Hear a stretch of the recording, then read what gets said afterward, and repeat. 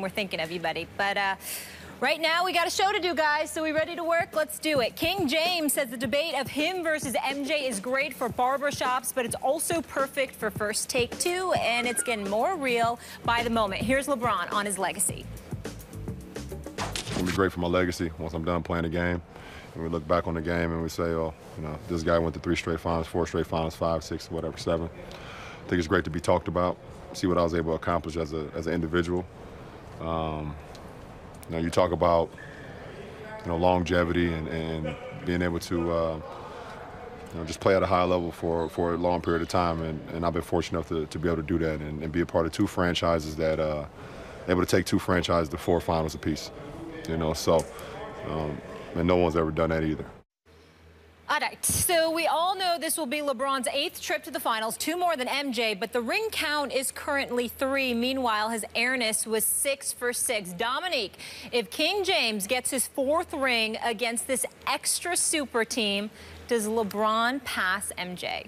I think he has to. He's already in the conversation. No one is scoffing at the fact that we're having the conversation. And if he passes him now, then if he wins this title now, having beat another kind of outranked team, they've never been, or they've always been the underdog. Jordan's always been the favorite. All these things matter in the story, the narrative as we tell going forward. And I know everyone's going to count the rings, but we could do the same thing with Bill Russell. Jordan passed Russell and Jordan passed other players despite not having as many titles because the story of Jordan was so kind of life-changing and world-changing for the NBA going forward, and LeBron might do the same thing. Well, listen, if he beats Golden State, then he's actually in the Jordan conversation. He's really not. You can have a conversation, but you're going to lose that debate decisively right now. Number one, there's the eyeball test, and everyone can say, well, I think Jordan's better, or I think LeBron's better, and I've watched them both. But when you dig deeper, when you look at like the most advanced analytics, forget about the rings. Jordan's prime's a little better. Jordan's career is a little better on average, and that includes those years where he wasn't even Jordan with Washington, and yet the average of his career is higher than LeBron. So that gap is going to widen as time goes on.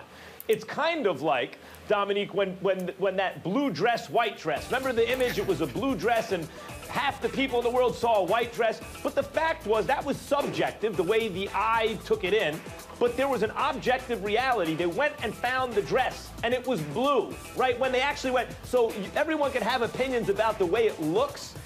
But when you actually dig into it objectively, it's Jordan, and I've heard plenty of arguments for LeBron, some of them better than others, including he will have done something that Jordan never did should he beat this Warriors team. And that's true. Jordan never had to beat a team like this, but that's simply something that LeBron gets to do that Jordan never did or got to do.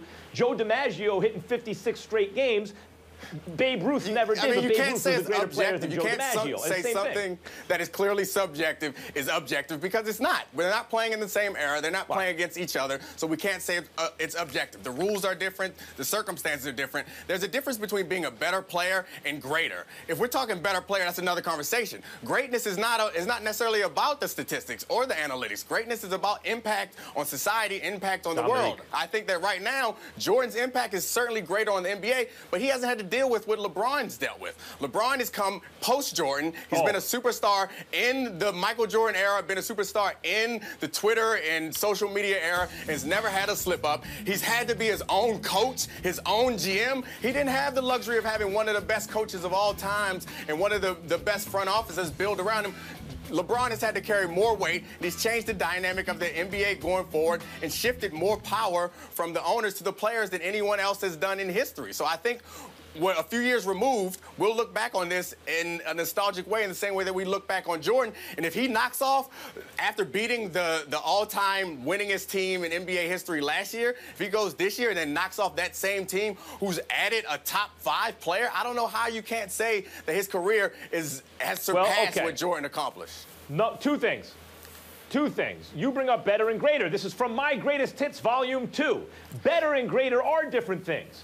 Better measures measures objectively how good you are, what height you achieved, and greater is how you fared versus your contemporaries. For example, the one sport that can be measured objectively, track and field, because we time them, we see how high they jump, etc. Jesse Owens would be dusted by every top 10 sprinter in the world today. In other words, every top sprinter in the world today is objectively better than Jesse Owens at running fast. And yet, how many are as great?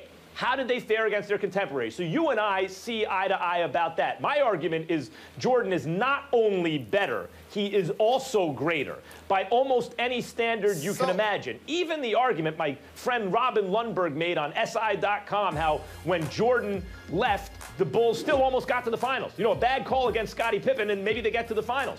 Right. And that's not true. what happens with LeBron's but just because teams, Jordan played on an excellent team, just because Jordan played on an excellent team doesn't mean he wasn't better than LeBron.